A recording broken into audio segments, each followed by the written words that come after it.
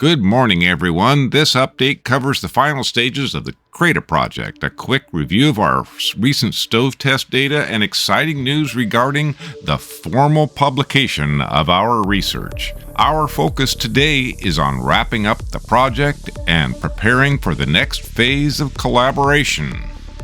First, the CRADA project is essentially complete. All development work on the data acquisition system is finished. We are now solely waiting the final report review before formally closing out this phase.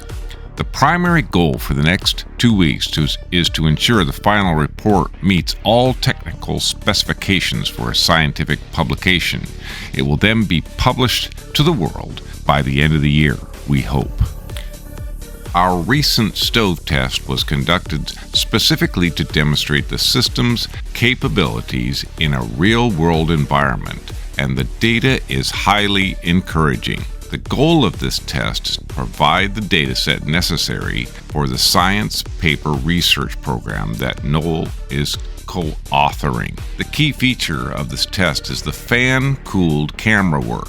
This allows to capture high-fidelity visual data of the combustion process without the camera unit overheating. We'll see how we did. I wanted to get closer shots. I have a camera that has a wide-angle lens and no focus, and I wanted to get really good view. I knew that getting my camera too close to the fire or the wood stove does tend to soften some of the points on the camera, and they re-solidify in different shapes. So it's not unknown to me to have a droopy camera after a film recording. So I'm working on a cooling system, a fan, so I can get closer to the fire and get better wide-angle shots of the flames. This small FoPro camera, it's like a GoPro camera in size and format, but it's not a GoPro camera. It has a little trouble with color balance, and I have to do some things to make the fire look like my eye sees it, and the quality of the image is not the best. However, it is one of the cameras I can get close. The smoke sensing part of the system is what the University of Berkeley has been working on, and we've been working on measuring opacity. This is the blue line in the chart. And it's working quite well. This is the first 1 hour of data. This is when a wood stove is going to make the most smoke on startup. It's exempt from emissions for about 20 minutes, and so you have to get your fire up to temperature and non-smoking as quickly as possible, and I believe we did that today. This is our opacity chart, opacity. So it's the obstruction of light that the smoke creates. You're not supposed to have more than 20% for 6 consecutive minutes. That would be an illegal burn. And so we measure the opacity over time to have a record of what our stove was emitting as far as emissions of smoke. It's a real-time measurement. There's almost 1 per second.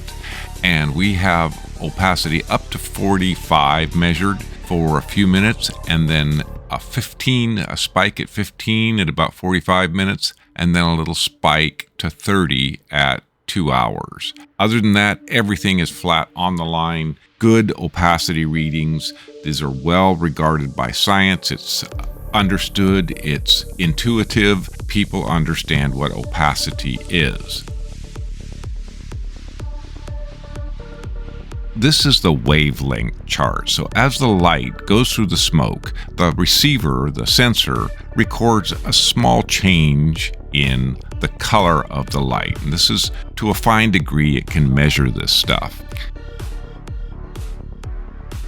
We provide a very stable light source. It has the same color and the same intensity, and we record those two items. The wavelength of the light is the change in the peak color. It starts out at about 417, and then it goes through thick smoke, and it goes up a shift to the red. We call it color shift, but this chart is the actual wavelength of the light received. And it's as good a data as the opacity data. It's not quite as intuitive, and we're not 100% sure what this causes. We do see stuff in this data, so it's almost as good as the opacity data in that the timing of the peaks is very similar to the opacity, and I believe we are seeing a Tyndall effect. Small particles are being measured by this. However, we really can't say that on a scientific basis.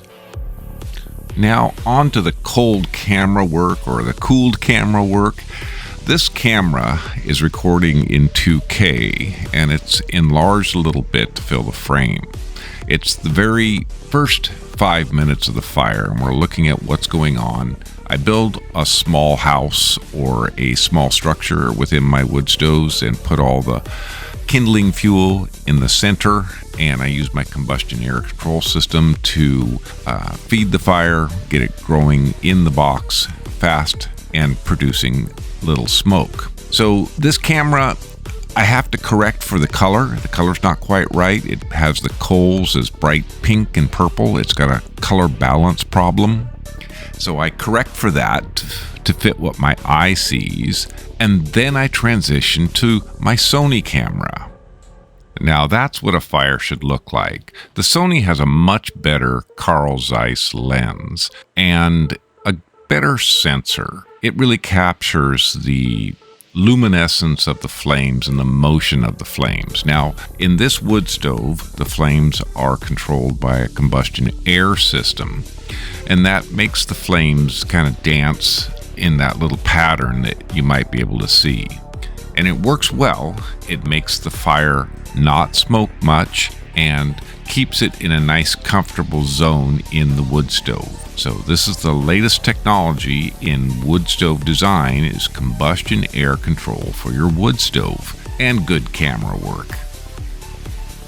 When you're developing a suite of products to do something, you're always working on some aspect of it. Well, this month I was working on these things called velocity stacks. Now, I didn't find much benefit in them. I think they look cool, but I was getting us 1% static pressure, a little loss in flow, but my partner said, I can't hear the fan anymore, and that is why I'm using them now.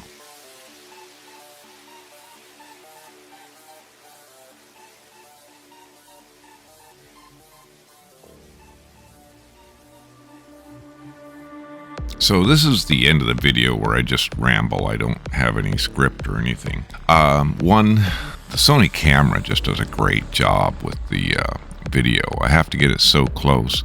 Even with my cooling system, I melted the basil a little bit. But the wide angle view helps me get a good view of the interaction of the combustion air fan and the flames, and I think it's doing a fine job. I could stare into this flame for hours and hours. And it's keeping the temperature in the Goldilocks zone, so the control system's working good, and we really didn't smoke this wood stove that much. Now, like and subscribe. Keep watching my stuff, because it's the one thing that keeps me going. And have a nice day.